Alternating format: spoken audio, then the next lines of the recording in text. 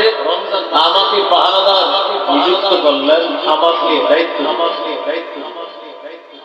আতানি আতি ফাজালা ইয়াহসুবু আত-তাআম। রাতের বেলায় চোর আসার পর সদকাতুল ফিতরের মানে খালি হাতে فأخذته وقلت له لأرفعنك إلى رسول الله صلى الله عليه وسلم।